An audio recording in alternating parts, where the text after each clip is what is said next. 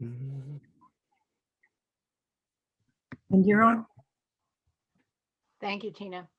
Good evening. We've already started the meeting in open session before going into executive session, and we're now reconvening in open session.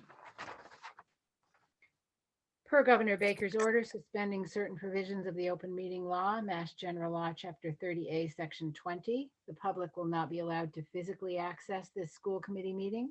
Members of the public can access the meeting via Montague Community Television. Ah, you froze. Right in the middle. Too bad. And will notify the public of these procedures as it is practical to. Members of the public who do wish to join the meeting may do so by accessing the link on the Gill-Montague Regional School District website. It can be found under School Committee Notices and Agendas for upcoming meetings, and it will say tonight's date for the school committee meeting. And we welcome visitors at this time. This would be the time for public participation, which is our policy BEDH that has been reinstated to hold public participation remotely, but we don't have anyone this evening who would like to. But also, if you are in the Zoom audience, please remember to keep your camera and the mic off. We can be accessed because we are live streaming at the moment, as well as broadcasting on MCTV, and then a recording will be available on MCTV and the district website, I believe, within a day or so. Okay, thank you. Important events, Brian?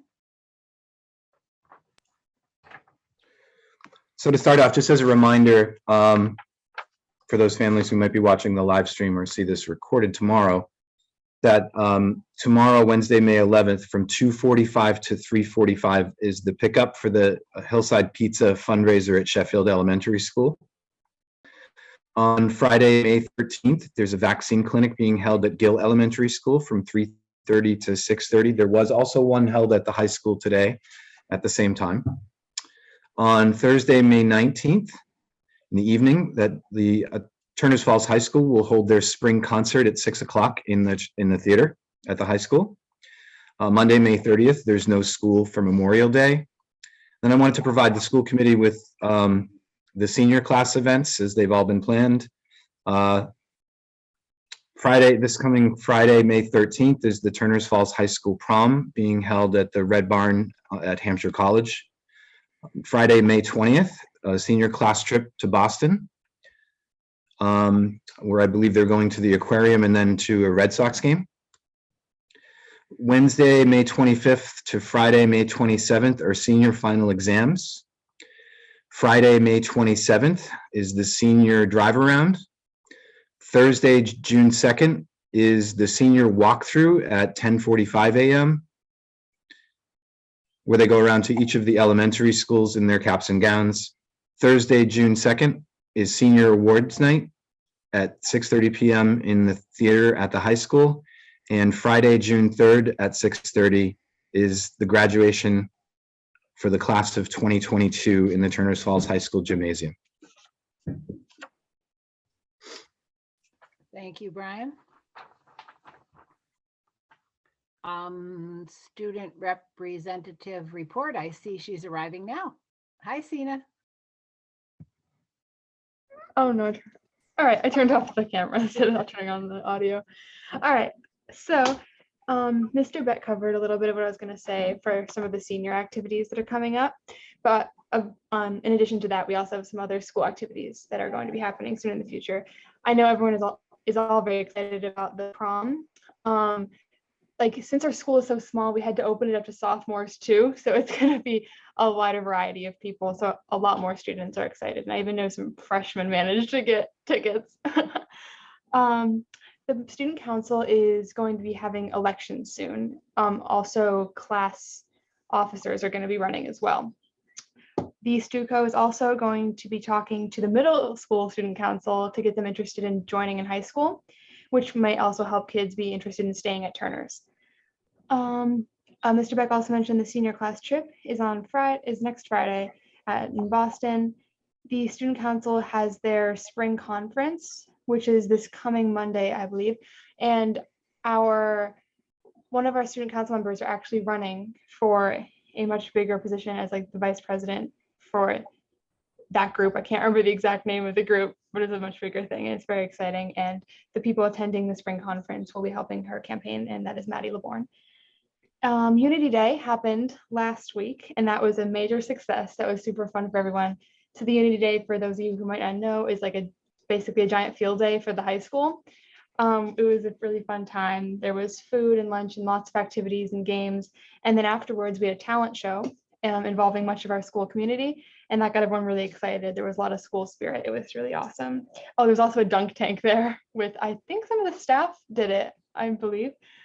And other than that, we have the sophomores who might be doing like a bake sale, yard sale sort of thing, which would be very exciting because no one's really done like a yard sale for a class fundraiser. And I think it's a pretty cool idea. One of our student council members mentioned that maybe they could do like a trunk sale. I don't know if that's exactly what they're called, but where you can like pay for a spot and then sell things out of the trunk of your car in like our parking lot, you know? And so that would be really cool. And I think that's about it. Okay, thank you, Sina. We always appreciate you coming. Thanks, Sina. And wish Maddie luck at the state level. Yes, of course. That's exciting. To be able to have that level of representation for a school our size would be awesome. So Yeah, for sure. We're all rooting for her. great. Thank you. Okay, Brian, superintendent's report. So my report is somewhat brief, and there'll be a little bit of repetitiveness in it as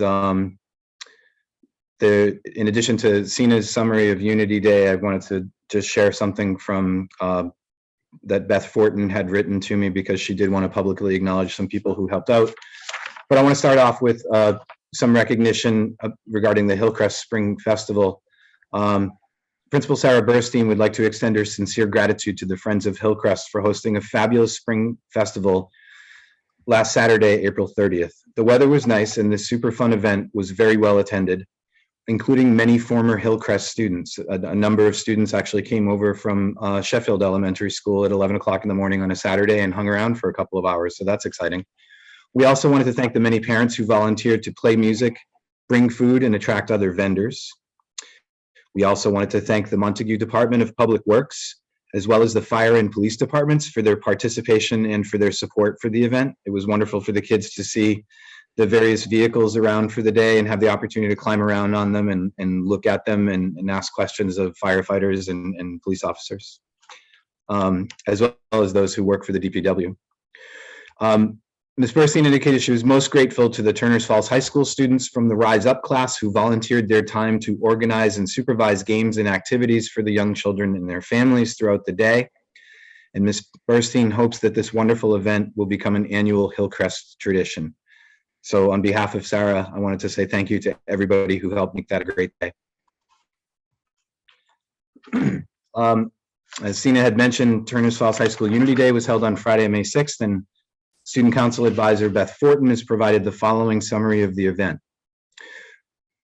So I can't speak like Beth, but you have to kind of imagine this is Beth Fortin. We received lots of positive feedback from the students and faculty about how much fun they had. As you know, the last time we had Unity Day was in 2019 when the current seniors were freshmen. So this experience was really all new to many of our students and staff. I would like to publicly thank Adam Graves, Alyssa Camo, and Dan Miner, as well as our awesome cafeteria staff and our student council for doing all of the heavy lifting to make sure everything was set up and ready to go. We even had a couple of our retired faculty and staff join us to help prepare the food for our students. The dunk tank was a big success, and Principal Christopher Barnes was a very good sport. So I didn't have a conversation with him about it, but clearly he must have allowed himself to be dunked by some students, which is nice. We ended the day with a fantastic talent show, including the students and staff. It was such a success that the Student Council is considering doing a fall activity as well, similar to Unity Day, to welcome the new 9th grade class to Turners Falls High School. It wouldn't be as large, but would include a lot of the same team building activities. So thank you to Beth for providing us with that summary. And then I know that school committee members John Erminger and Jane were able to attend for part of the day rather than meetings specifically with students, because that was one of the days that was scheduled for the meeting, but the e-board was obviously out running events and dunking the principal. So I was just wondering if you had anything that you wanted to add about your observations of the day for either John or Jane. John, anything you'd like to say? No, except I just touched bases with some of the teachers, and it was great to see them, to talk to them a little bit about. I talked to a history teacher about the social studies textbooks, and they were okay with that and all of, so yeah. Yes, and I was able to go for a while in the morning, and it was great to see that the variety of activities was really impressive. There was such a large variety, and the students were really involved in having a great time, and the cooperation that they were playing kickball for one thing, which we used to play on the playground when I was a kid, looked very familiar. And it looked wonderful. It's just such a nice day. And I appreciate everybody, because I know it's a lot of hard work to Mhm. set up that kind of, I know lots of people did the main setup, but there's so much that has to be done behind the scenes, and we do appreciate all the extra effort that goes into it. So thank you to all the students and staff who pulled that event together over the last couple months and finally made it happen. And thank you also to the weather gods for allowing it to be a decent enough day that they didn't have to go to the rain date. I just wanted to provide a brief update on the Sheffield principal search. We're finishing up with finalist interviews now, and I expect to be announcing a new principal for Sheffield Elementary School before the end of the week. Tomorrow morning, I'll be creating a schedule of meetings and interviews for the Gill principal search process to begin. And with those dates, we'll be sending out an invitation to Gill parents and staff who might be interested in serving on that search committee, as long as they're able to make all the dates and times. And we'll begin that process. I hope to be beginning the process next week. There may be some conflicts that will drag us into the following week, because we can't do interviews the night, for example, on Thursday night, because people are going to want to attend the concert, myself included. So we'll have to work around a couple of events next week, but we're going to try to get the process going and concluded as quickly as possible to find the new Gill Elementary principal. Then in terms of COVID-19 information, the CDC now ranks Franklin County as high risk of transmission. And you can see from the data, which I do want to acknowledge is not entirely accurate. As you know, while we still have parents reporting to us, to the school, when we have school-based cases, that not all of the cases out there in the public are reported, because people are just quarantining off of the large distribution of at-home kits that they have for testing, and there's no requirement that gets reported to the state. So I do just want to keep in mind that the numbers that are here are probably higher across the Commonwealth as well as in our own community. And while cases have been on the higher side in our town and region, we've not seen cluster outbreaks yet in the schools, but it is something that Melissa Bednarski and the nurses are monitoring in case something comes up where we have to make some type of rapid change to protocols or reinstate a mask mandate. I'll be checking in with, we did a check-in last week. We will also be doing a check-in with regional superintendents tomorrow regarding how, the presence of the virus in their own districts and anything that they might be making in terms of changes to their own protocols. We did have a meeting with the commissioner last Thursday. He did not indicate at any point that they were looking to make changes to any of the COVID protocols in through the remainder of the school year. But obviously that could always change if something becomes more significant, or if there's a state of emergency that's imposed in the Commonwealth or in areas of the Commonwealth in particular counties. And that's it for the superintendent's report.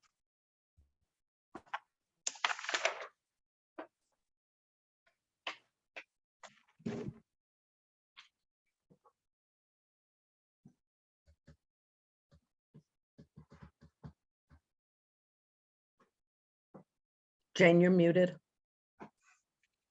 Sorry, and I sounded so good to myself. Thank you, Brian, for that. We're moving on to the business and operations report. Joanne? Sure. I have the financial audit report for you.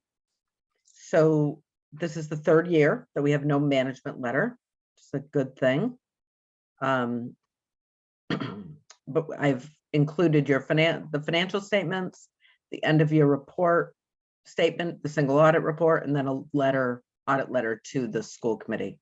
So there's one adjustment that needs to be made, but nothing came to the level of being a management letter write-up.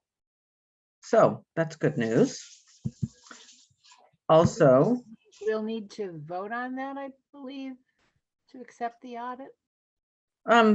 it doesn't hurt. I mean, But not this meeting. I mean, I think that's a lot of information for people to look over, you know, for one meeting. Yeah. It really is quite a lot of good information. I mean, it's interesting, but next agenda, we'll put on approval of the audit. I think it's just a good practice, probably. Okay. Thanks. Okay.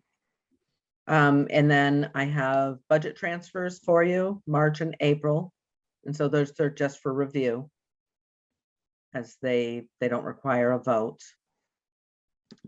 So that is all I have for you today. Okay, Short and sweet. okay, thank you. You're welcome.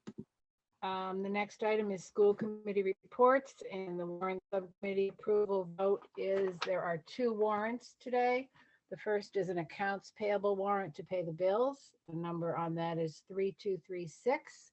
The date is 5/11/22. It's in the amount of $192,892.80, and that detail information is in your packet. The second is the Gill Student Activity Account warrant. The number on that is 3234. It is also dated 5/11/22 in the amount of $639.20. That is also detailed in our packet. I'll entertain approving those 2 warrants as together, if that's acceptable. So moved. Thank you, Heather. Second. And Jennifer, thank you for seconding it. And we'll have a roll call vote for that. Cassie? Yes. Heather? Yes. Bill? Yes. Jennifer? Yes. Nick? Yes. John? Yes. And myself. Yes, thank you. Moving on to the business section. We have a packet of administrator job descriptions that we'll need to vote on. The school committee does not hire all of the administrators that are in this package. We do not have the hiring power, but school committee is tasked with approving job descriptions. So if there are any changes in job descriptions, we need to see them and then approve them. So Brian? So in some of the information, I think this is all of the information that I discussed about the 7 administrative positions. It wasn't every position in the district, as some of the administrators had new contracts last year, and we increased some of the salary ranges as part of the job description in last year's school committee sessions. So there is all of the changes are within the salary ranges. They're all highlighted in yellow.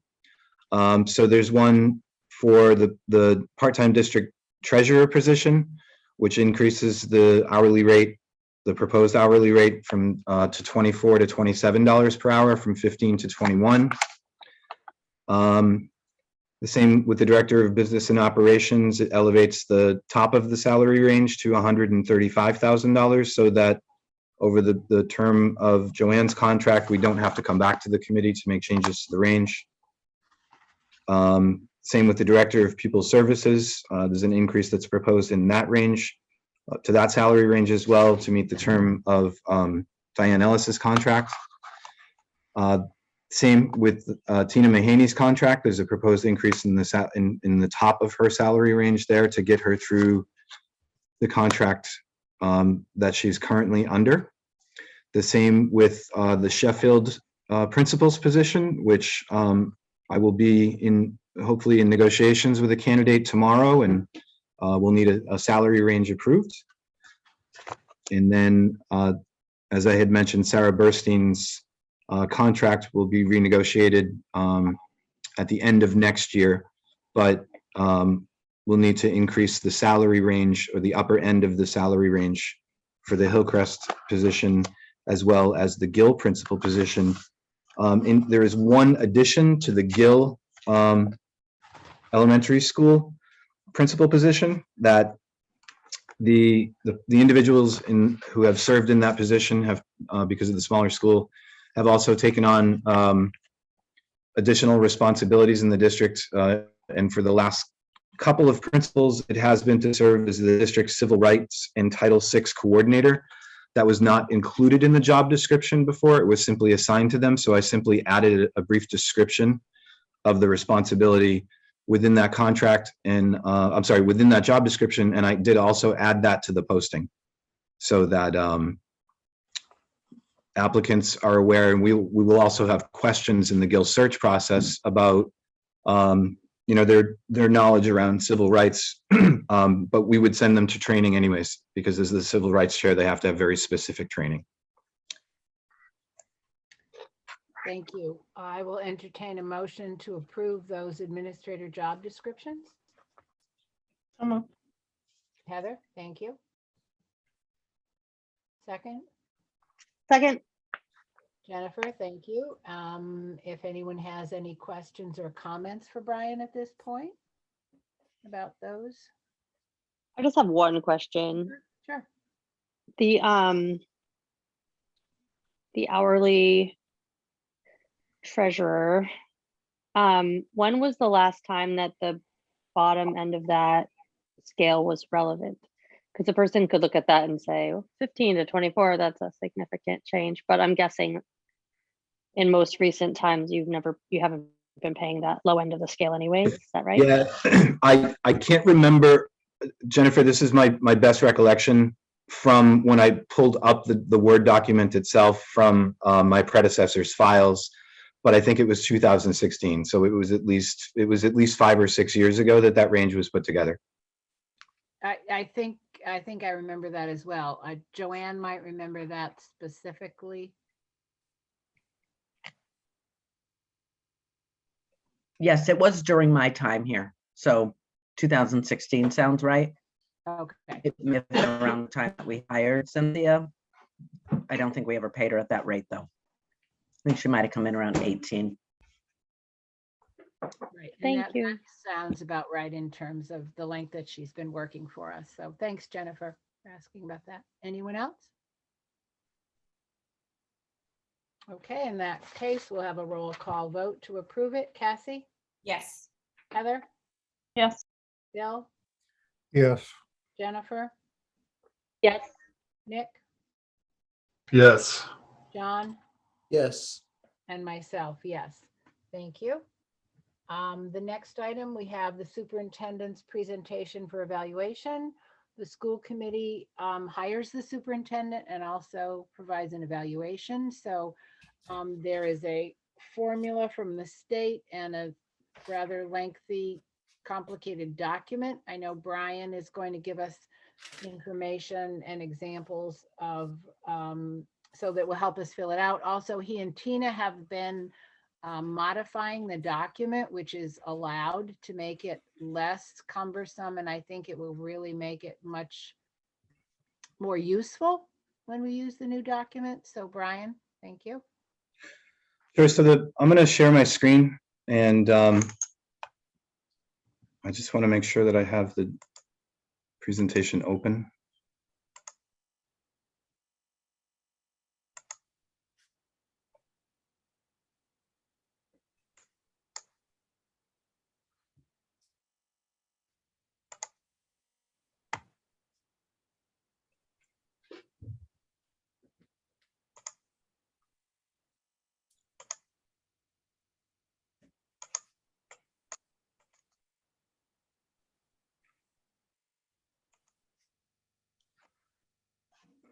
So this first page is just really to provide a summary of what's in this summary of the information that I'll provide. The first part is in the first 5 slides. I'm going to provide a report on progress on the 5 goals that I set for myself for this year. I'm also going to provide a summary of evidence and artifacts for the 8 focus indicators from each of the 4 standards for evaluation. And then by the end of the week, I'm going to share this presentation along with a document that has, I don't know if you can see it because I'm sharing the screen, but it's a document that has the focus indicators in it, and the information from the goals will be embedded directly in each indicator that it's applicable to. So it won't be separated. They'll be in each item, or within each indicator. And then evidence will be hyperlinked, similar to what we do with the school committee agenda. So any evidence or documents that I'll share to support my work in a particular standard and indicator will be linked directly in that document. So everything should be able to be accessible from that one document. The other thing that I'm going to share by the end of this week is a Google form. Rather than using the clunky old Word document that the state provided for us in conversations that Tina and I had, we felt like we could turn that into an easily accessible Google form that would make it easier for people to type it in, but also easier for Sabrina to pull all of the information together into a summary document and be able to do that more rapidly. And if there is any need for anybody to do that by hand, we certainly can print out a hard copy of the Google form if somebody wants to handwrite it.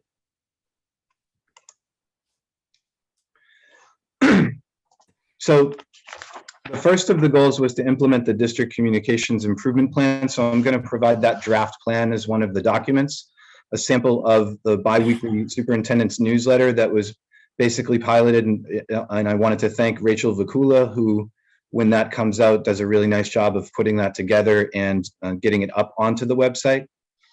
The focus of it was not only website improvement and accessibility, but also getting that information out using the consult and very appreciatively using the consult of Leslie Cogswell, who as a parent was willing to meet with us and consult with us a couple of times to help us understand the ways in which many parents were gathering information. And it helped us to make better links to social media, which more people seem to be using. Leslie's work primarily with Rachel, and then Tina and Diane also made contributions to making improvements in the website and in the accessibility of information that we provide here from the district. At the administrative retreat this summer, I'm asking principals to create building-based communication surveys, which will be included in the opening of school mailing. There will be a link put in there so that people can answer questions about what they're looking for in communication heading into the school year. There will be an electronic option, but we wanted to make sure that everybody, including those who might not use the internet all that much for their communication, have an opportunity to let us know that, so that we have a variety of means to be able to make sure that we get communication out to everybody.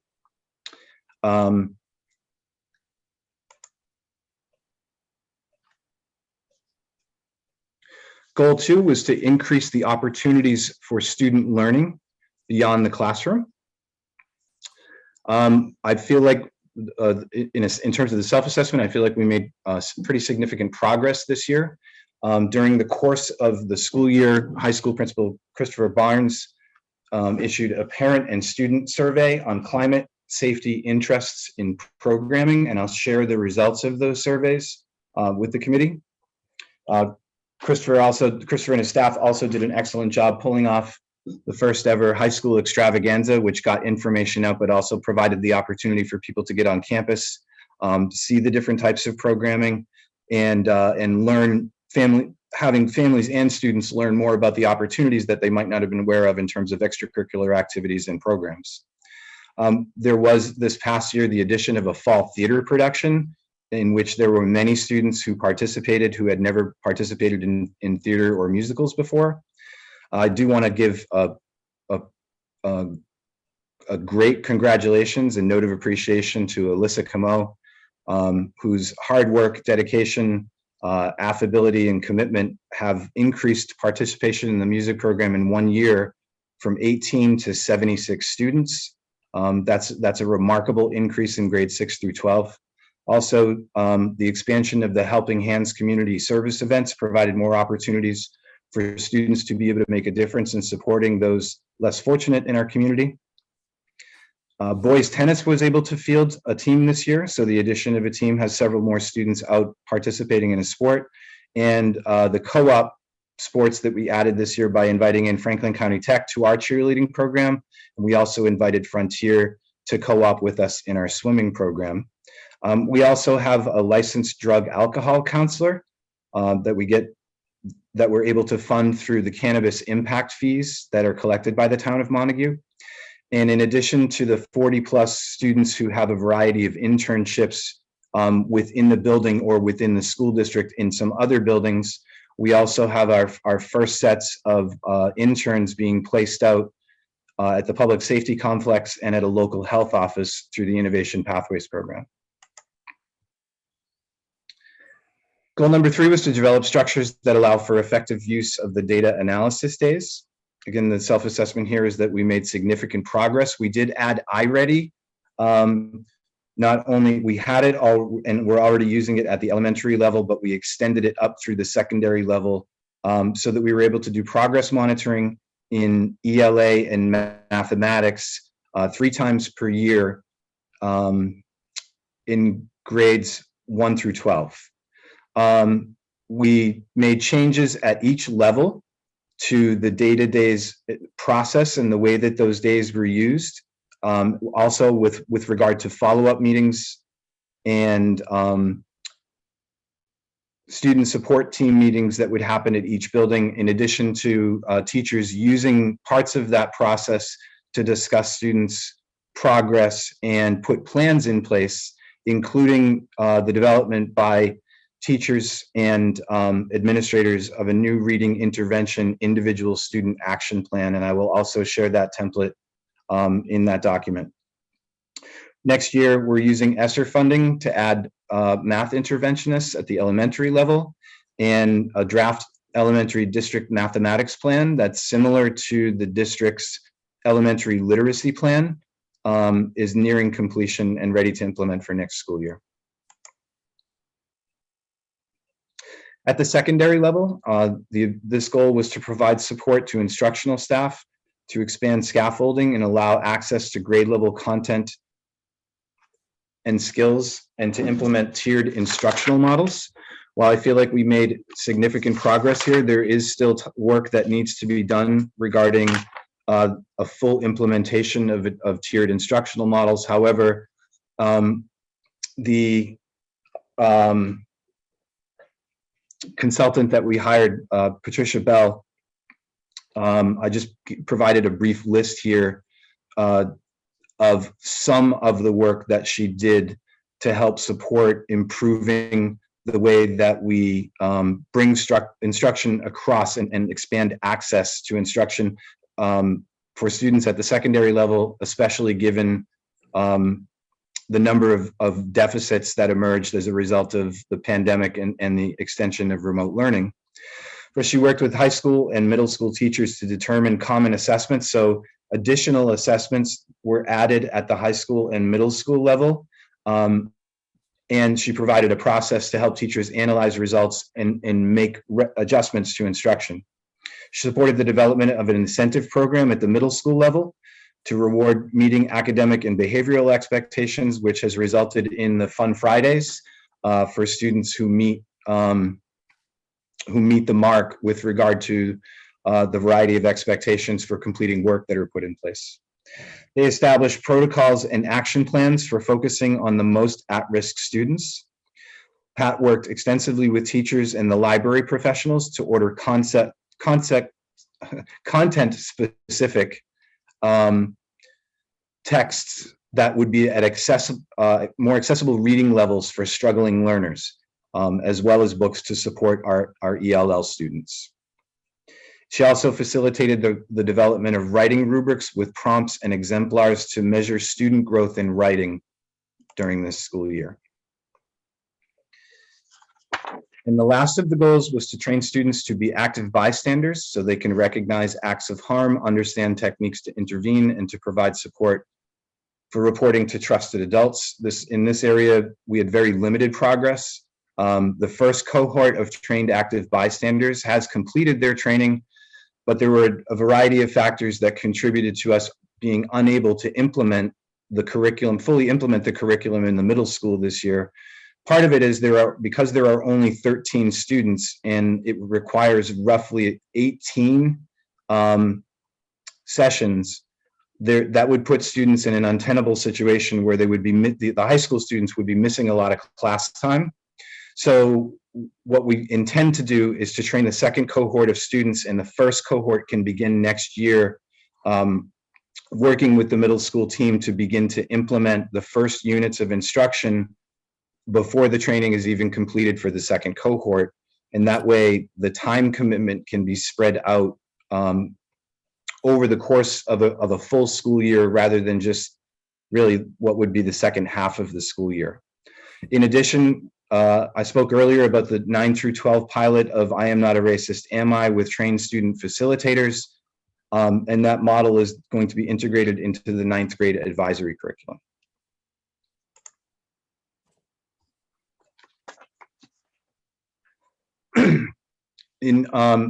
There's just I'm briefly going to go through each one of the focus indicators and provide a summary here as well.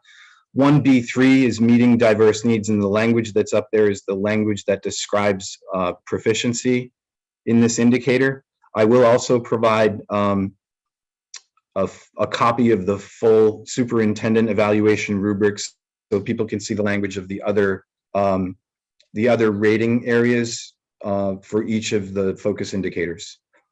This is a priority indicator for all staff across the district. So there are 3 priority indicators that we decided on in collaboration with the Teachers Association. And that's the only thing that teachers need to submit documents and evidence and artifacts for in their evaluation process. This is one of those 3 goals. So all administrators and teachers had to set goals and will need to submit evidence and artifacts, upload evidence and artifacts for their own evaluations in each of these 3 focus indicators for the district. It is this particular indicator is aligned with my 4th goal, and so that's in that particular document that I'm going to share. The information, the evidence that I share for goal number 4 contributes to my work on this particular indicator this year. Some of it includes the work that was done at the elementary level, where wit and wisdom was examined over the course of the year for diversity of perspective and cultural diversity in the literature that comes with the curriculum. And what elementary principals did in working with their teachers and their teacher leaders was to supplement some of the texts that are, or make recommendations for texts that can be used to supplement, to diversify the cultural perspectives that are inherent in the wit and wisdom curriculum that we have. This has resulted in an expansion of the elementary school diverse book collection, which is actually able to be taken out at various points. If you look at Sarah's most recent newsletter. And earlier on, Jean had provided us with a little bit of an overview of the textbook and curriculum review protocols that we use in the district, which require those who are analyzing a particular text or curriculum to look for implicit bias and cultural diversity in the texts and materials that we use. And so I'll be uploading a copy of that document as well. Excuse me. 1C2, adjustments to practice. This is also a focus indicator for all teachers and administrators across the district. This is aligned with my third goal, and so I will be embedding evidence about my third goal here in this indicator in that document.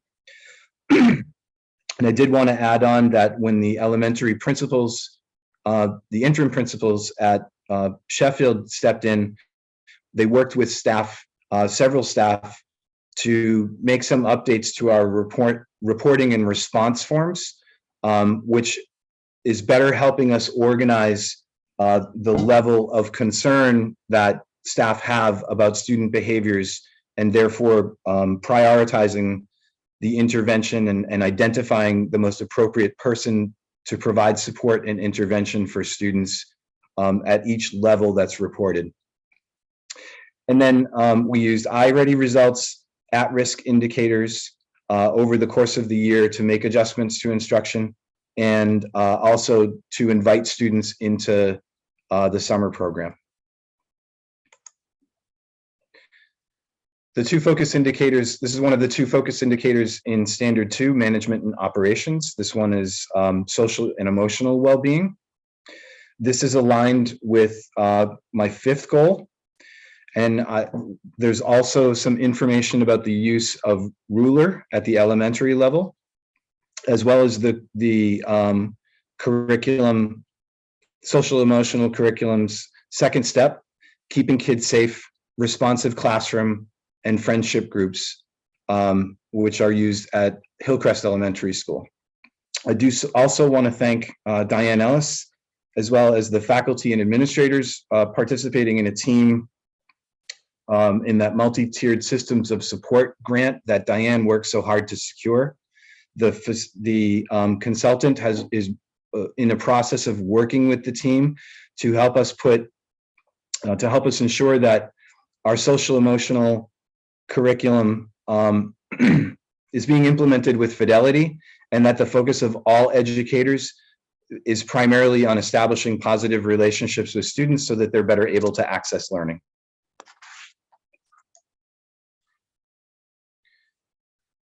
Student health and safety is the second indicator in Standard 2. We do we moved all of our annual training for staff online. And all staff are given until October 1st to complete it. It takes approximately 3.5 hours, but it does prevent us from having to bring in outside providers on the opening days of school, and it's a huge cost saving as a result of that. In addition to the fact that we do provide time for all staff to complete it, but teachers are actually able to work on it on their own time as well.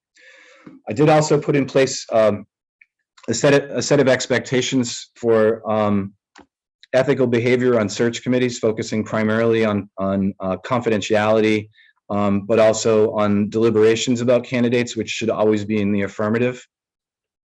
I spoke a little bit earlier about the textbook and curricular review form, and I referred earlier to the social emotional learning grant.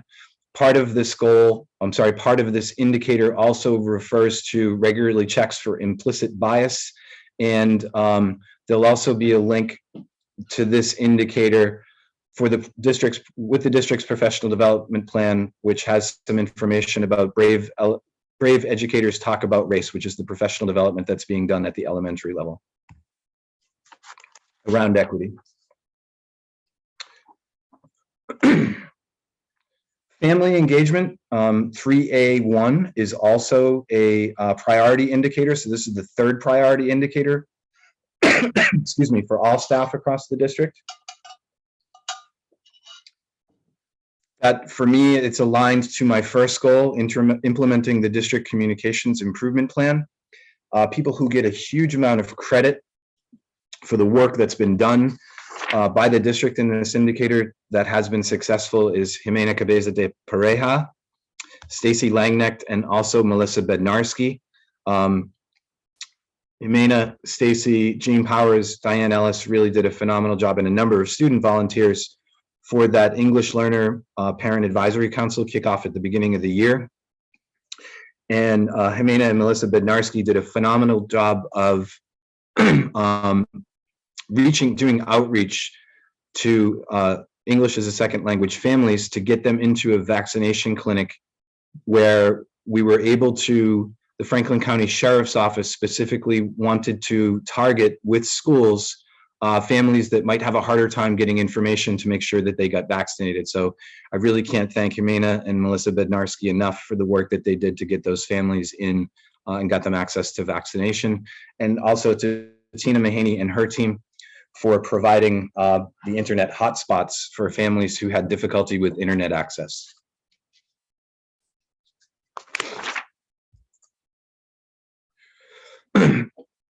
Community and stakeholder engagement is the second focus indicator in standard 3. This is aligned with goal, my second goal, to increase opportunities for student learning. I'd also spoken about earlier about the Department of Public Works, fire and police departments at school events such as the Hillcrest Spring Festival, but also at the dodgeball tournament. And they also do a great job of assisting us with our extensive safety drills, not just scheduling them, but implementing them and providing us with feedback over the course of the year. The Brick House also remains a partner. Mass Hire has been a great partner for helping us to identify the areas in the modern workforce where we should be targeting our programming and our curriculum. And that's a relationship that we're going to maintain for the foreseeable future, because it's turned out to be an extremely valuable resource for us to be able to consider making adjustments to our programming and curriculum, in particular at the secondary level. Again, we have a strong relationship also with the Mass State Police, who actually organize all of our safety drills even before the year starts, so that they're all planned out.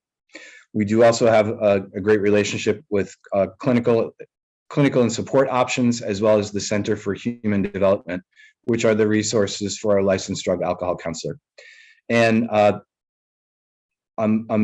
have great gratitude that I'd like to share with Community 911, which is an in-town organization, and they provided CPR and first aid training for our students in the healthcare Innovation Pathways program.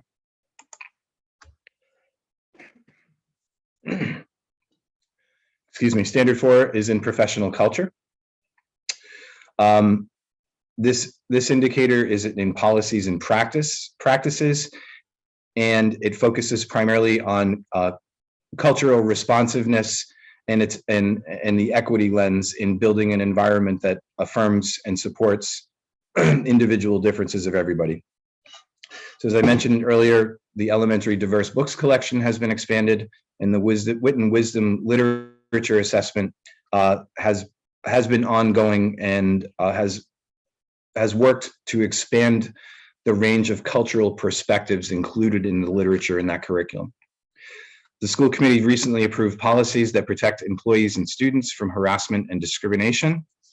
We did have the district civil rights chair trained, and I had mentioned earlier the 9 through 12 pilot of I'm Not a Racist and its integration into the 9th grade advisory curriculum.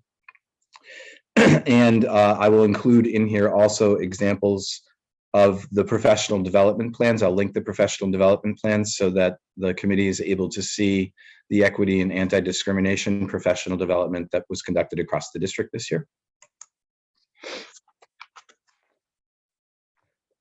And for continuous learning of staff, I'll provide not only the professional development plans, the reading intervention action plan that was developed over the course of this year with administrators and teachers collaboratively.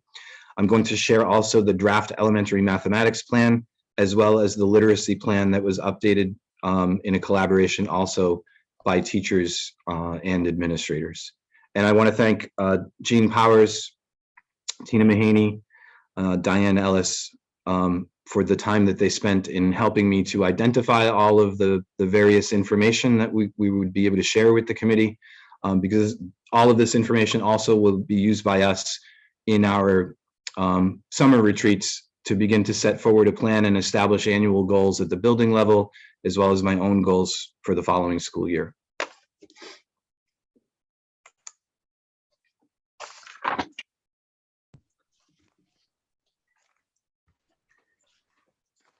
Are you frozen, Jane? Your voice froze. No, I think my brain froze. I think Oh. everything I mean, that is a lot of information, Brian. We appreciate it. Yeah, what have you been doing, Brian? I know, it's like, can't imagine. I had a lot of help, like I said. For those of you who I may not have said this to, I have a little bit more of an opportunity to talk with Jane and Cassie when we have agenda setting. But I feel very fortunate to have the administrative team that I have and the central office team. At least they pretend that we all like each other, but we work really well together, and there's a great deal of support amongst the members of this team, and I really appreciate their support in getting this information together. Thank you, and I'm sure it will be useful to have it so well organized with a new document from the state. So that will be available to the school committee by the end of this week. Yeah, I'll send out the links separately and have them identified as to what they are.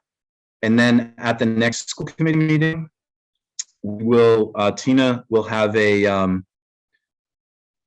provide a little bit of a tutorial on how to use the Google form itself if people need it. We will send out some directions and try to make them as bullet point and accessible as possible in case people want to get started in the meantime.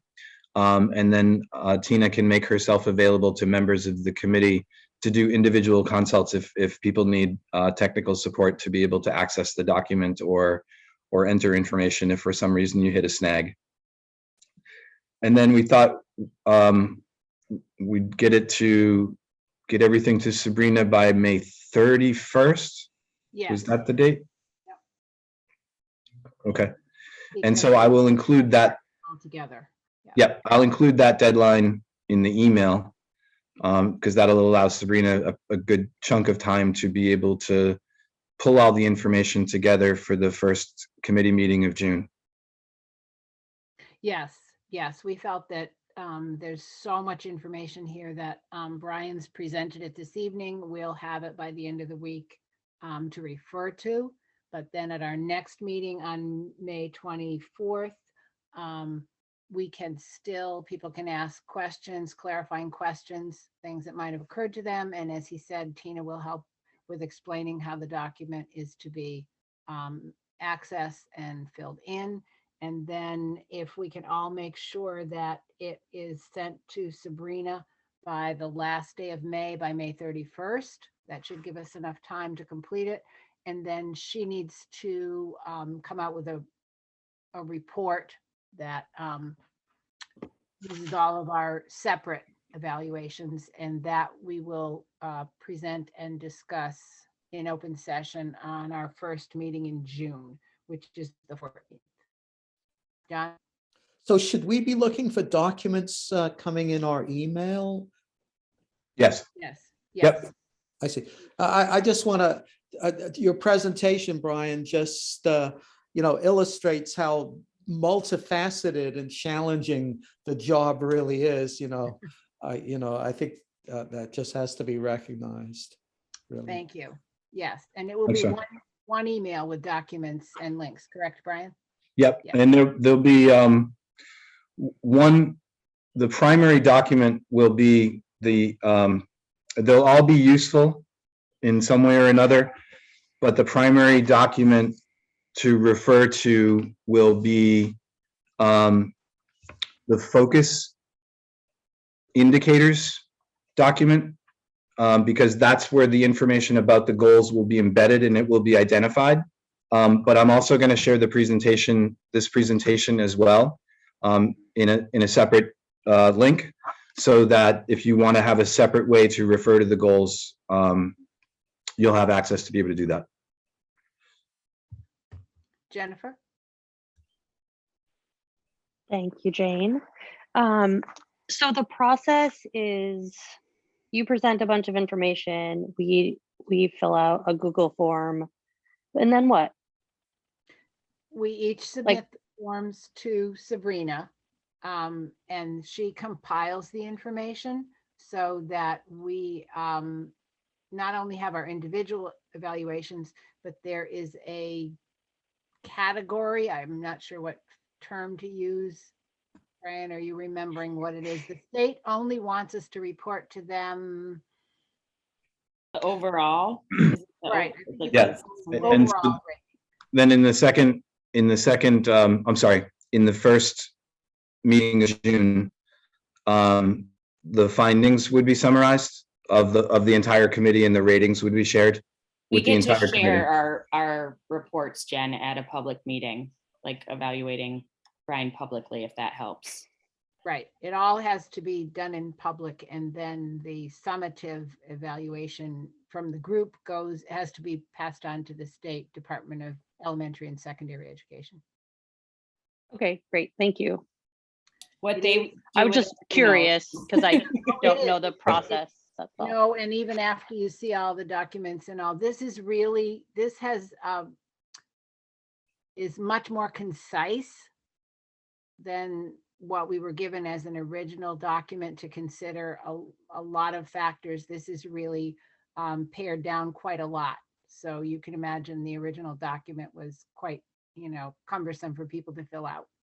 And so this is helpful. It's more focused, and that information is easier to access. So it still is, which is why we thought we should give people a fair amount of time to look at the information, to look at the document, and not feel under pressure to do it like by the next meeting. That just didn't make a lot of sense. We need to give people enough time to really digest the information that's come.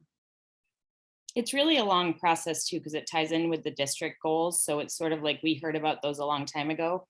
And now Brian's telling us like what he's done to work on those. So it's yeah, it's a lot. Yeah, and I have to do the same with my building and district administrators and reviewing their goals and giving them evaluations and ratings in a similar way, except theirs isn't public.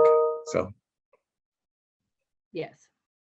So, and we will, it will come up at our next meeting, and people can ask other questions if they've come up with some in the meantime, once they've looked at some of the information. There probably will be other questions, but thank you for asking that. Anyone else have a question at the moment?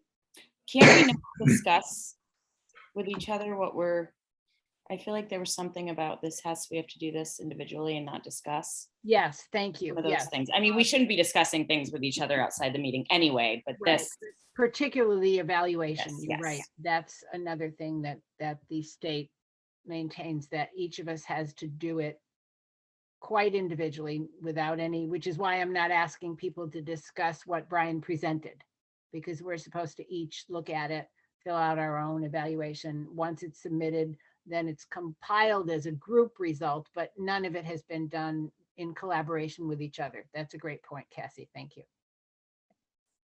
And Jennifer, and for anybody else who has this as a concern, I will do my very best to make sure that I do not put an alphabet soup of acronyms in the documents, but actually spell out the words. But even at that, you might have some questions, so don't hesitate to email me or give a call if you have a clarifying question about what something might be, okay? Sabrina? I don't think Brian is supposed to see any of the documents or information. No. Correct. No. Correct, right. Right, Last thank you. night. Yep. Yes, thank you. Brian is not supposed to see them, and I am not, as chair, I have to do a lot of organizing and consolidating, but I am not allowed to see them until it all comes out from Sabrina. Right. Correct. Who's charged with putting them So I together. was just worried about the Google Doc and sharing. I'm not going to have access to it at all, Sabrina, either as a collaborator or a reader. So I'm going to work with Tina, and you and Tina will be the ones who have the access. So I won't be in the Google Doc at all, because that would mean that I would have access. But we can talk more, but have you? Yep.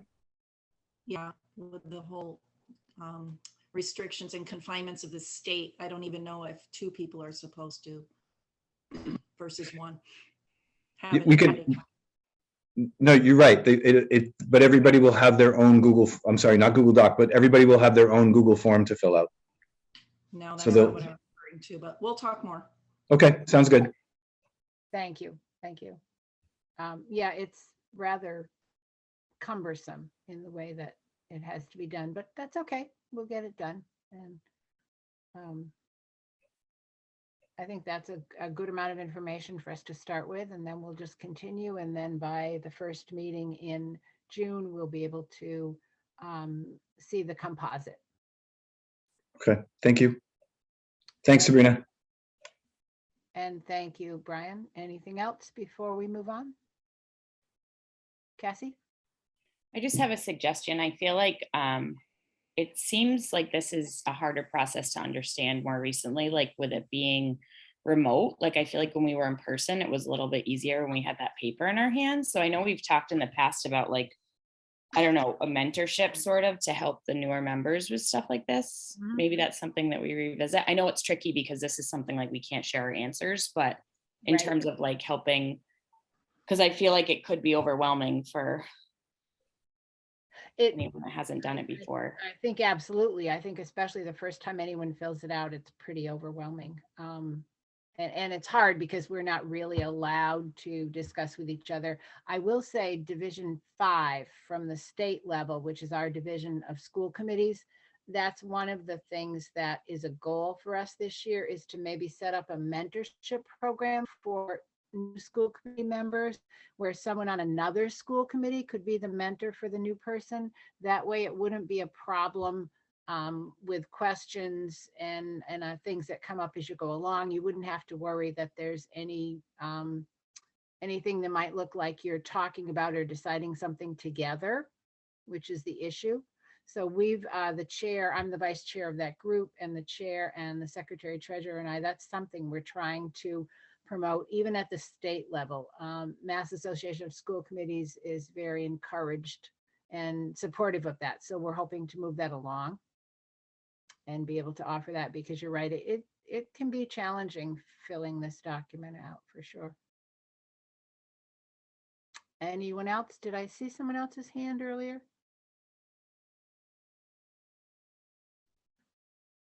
No. Okay, thank you. The next item under business is the cafeteria settlement agreement, which we'll be voting on this evening. Our subcommittee that has been negotiating with the cafeteria group, the food service group, we have come up with an agreed upon contract, and the school committee needs to vote on that this evening. It is a 3-year contract. And any other information we need to give, Joanne?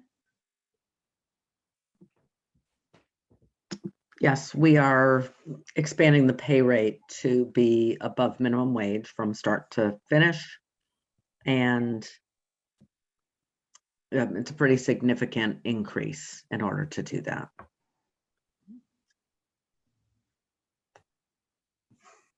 And so the membership has voted, their membership, cafeteria workers have voted to approve it. And so now this evening, if you all wish, we need to approve it as well. So I will entertain a motion to approve the cafeteria settlement agreement. So moved. Cassie, thank you. And Second. did I hear Heather? Thank you. And we'll do a roll call vote. Cassie, Yes. Heather, Yes. Bill, Yes. Jennifer, Yes. Nick, Yes. John, Yes. and myself. Yes, thank you. That's unanimous. Okay, and the next item under business, a discussion about the EPA's clean school bus rebates.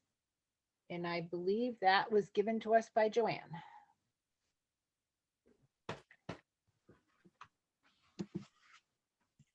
Yes, so I gave you a link to this. There is a grant or a rebate available to buy buses. And I sent it off to Pam at Kosmeskis to say, hey, this grant exists out there if you're interested. And she said that she can't apply for it directly, but we could apply for it on their behalf. So that would involve us applying for the grant and then coming up with an agreement to work with them for these buses, since we would then help them buy the buses, right? So maybe our rates would change. So we can look into this further. There are some webinars that I wasn't able to attend to yet. I also mentioned to Pam that, you know, if she wrote the grant, I'd be happy to submit it if the school committee decided that that was a good idea. So I don't have my summary in front of me here. Let me just get to my summary here. Maybe while you're looking, I did just notice in looking through it that in order to fall under a prioritization, we have to fall into a couple of categories, and it didn't look like we did. Oh, right. Yeah, so I was expecting that we would easily fall into those categories. And when I found the documents that they were referring to, it looked like we did not. So that would prioritize us, but we wouldn't necessarily be like knocked out of the running by not qualifying in those categories. Oh, okay. I'm just confused at the first one that said school district listed in the small area income and poverty estimates are those for 2020 as having 20% of more students living in poverty. And we Right. don't qualify under that? And you would think we would, I because would. we have over 50% of our students qualifying for free lunch. Right. However, It's a Title I, Sheffield is a Title I school, isn't it? right, but which means that we're a high poverty as well. But when you go to the documents that they want us to look at, we suddenly are no longer poor.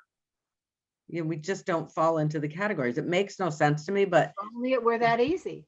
right, right, ta-da. We fixed it all. Yeah. So the same thing has been happening to us with our Title I. So while we have the poverty levels that qualify us for Title I, the census has been changing. That has been moving us farther away from or closer to not qualifying for Title I. So our money in Title I has been shrinking for the past several years. Wow. Just because the census reevaluation is putting us not as poor. So it does seem strange that in one way of measuring things, we would easily qualify for this. And then in this other way of measuring things, we don't qualify. So it doesn't remove us from eligibility. We Okay. just aren't the priority district. So we're not on the top of the list for the prioritizing. Right. So, you know, there is $5 billion available.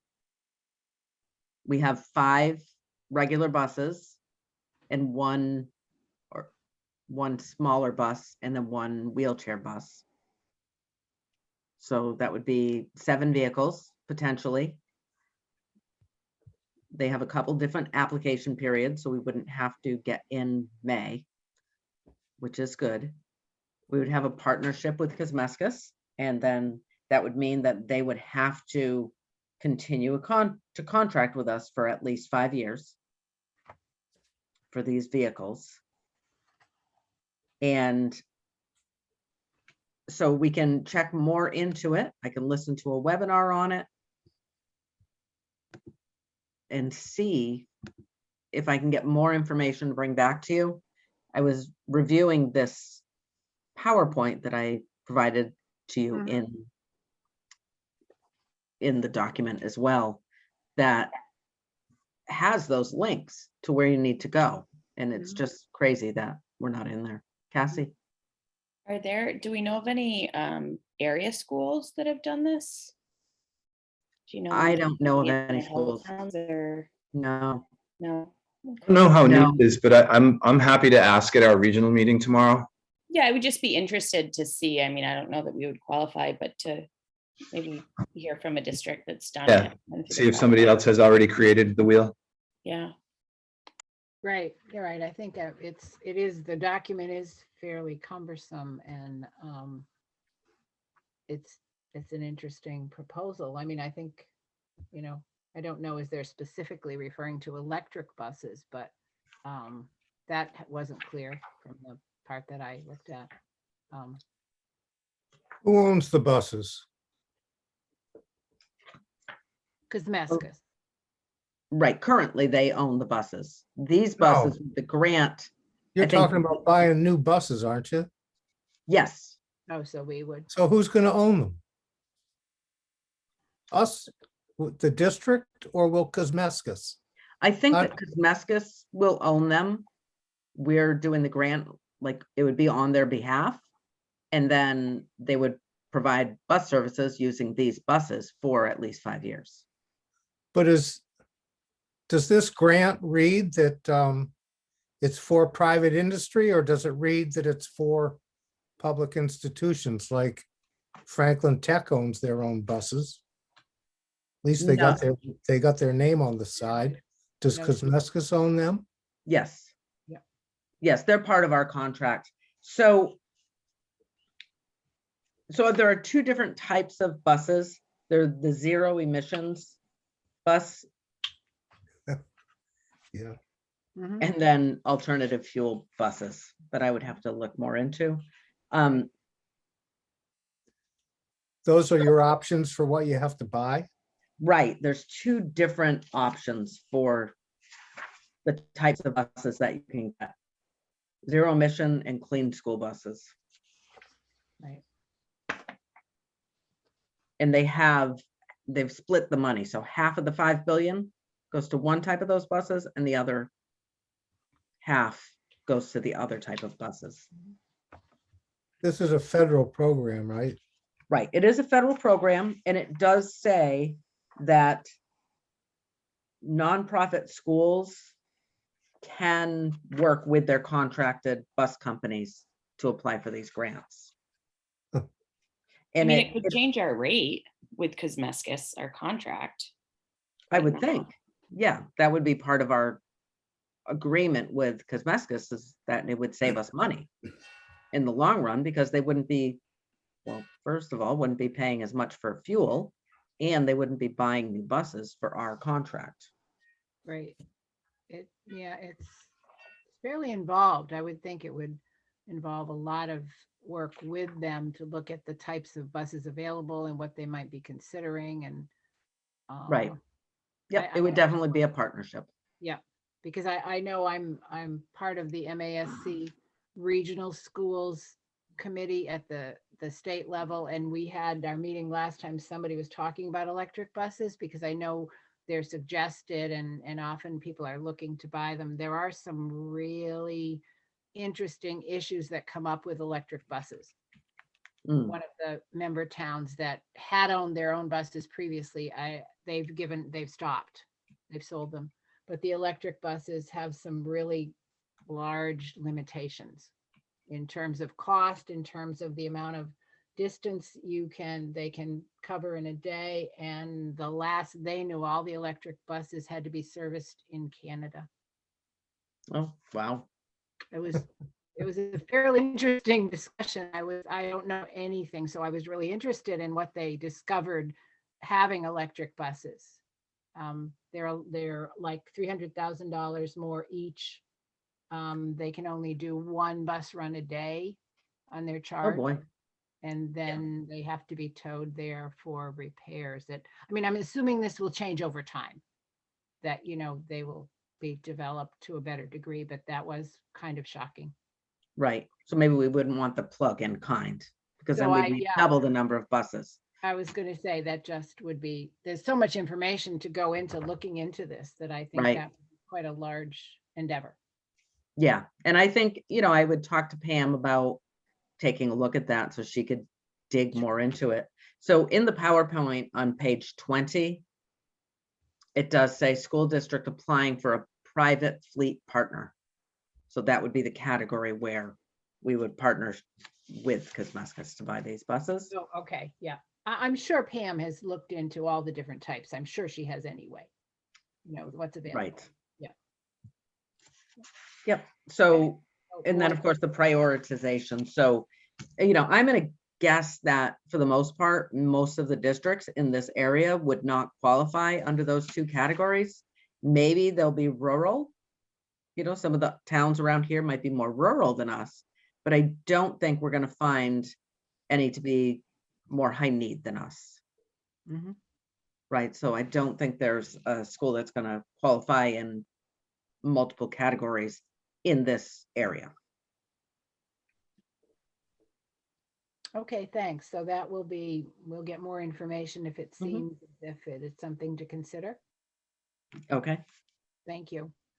You're welcome. That completes the business section. We have two sets of minutes to approve, one from April 26th, 2022, and one from April 12th.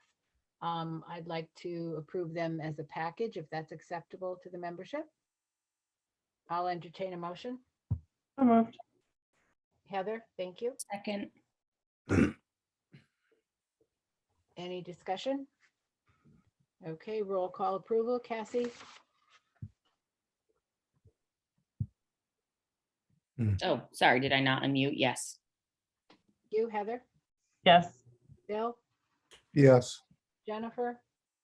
Yes. Nick? Yes. John? Yes. And me, yes, thank you. If anyone has any agenda requests, please get them to Cassie, Brian, or myself. We will be probably having agenda planning next Monday for the following meeting. Dates of the next scheduled meetings are, the next one is the extra one we talked about at our last meeting on Wednesday, May 18th at 6:30. We will have a remote meeting to establish reorganizing our committee. That will be after voting, which takes place in Gill on Monday. Actually, only from 2 to 8 p.m. if anyone is looking at that. And Montague is voting on Tuesday, May 17th. So we'll have our reorganization on Wednesday at the usual time, 6:30. And then our next regular meeting is Tuesday, May 24th. It'll be at 6 o'clock if we have an executive session, 6:30 if not. And just a quick reminder, on May 21st at 8:30 a.m., that's a Saturday, at the John F. Kennedy Middle School in Northampton, the Mass Association of School Committees is bringing a charting the course workshop to us. All school committee members are supposed to attend either virtually or in person, a charting the course session at some point. And it's also encouraged that those of us that have been on it a while continue to. And it's very, very seldom that we're able to get one brought to this area. Franklin County Technical School had established that it was going to be at their school on that date, but they are not able to have it. So we were able to convince them that Northampton was really accessible because our division is Division 5, and often those things don't come out this way. So we're really encouraged that it's here, and I really hope people can take advantage of it while it's here in our area. We should all have gotten an email from MASC about it and how to register for it. If not, you certainly can check on their website. John? So that means that the school finance workshop at Franklin Tech on the 21st has been canceled. Is that correct? I wasn't aware of that. I was aware that they had scheduled the charting the course workshop for their school on that date, and they said they had a conflict. Maybe the financial, I have not heard anything about that. Yeah, I think I was going to check to make sure I was registered, but I think there was a school, a Massachusetts school finance. Maybe that was what the conflict was at Franklin County Yeah, Tech. I'm not sure who's offering it because it's not listed under the Mass Association of School Committees workshops. So Oh, I have okay. no idea who's sponsoring that. Okay, all right. Okay. Those I do get the list of the MASC ones. All right, okay, thank you. Okay, anything else? In that case, I'll entertain a motion to adjourn. So moved. Heather, thank you. Second, Cassie, thank you. And we'll take a roll call. Cassie, yes. Heather, Yes. Bill, Yes. Jennifer, Yes. Nick, Yes. John, Yes. and myself. Yes. Thank you all very much. I wanted to thank Brian for going to town meeting and defending us all. Oh, Thanks, yes, Brian. thank you, Brian. And I think Joanne was there as well. I was not. I usually try to go, but I had another commitment, but thanks. Just one more thing on the list of things you get to go to or do, Brian. Yeah, and figure out how to do better in the future. So Um, thanks, everybody.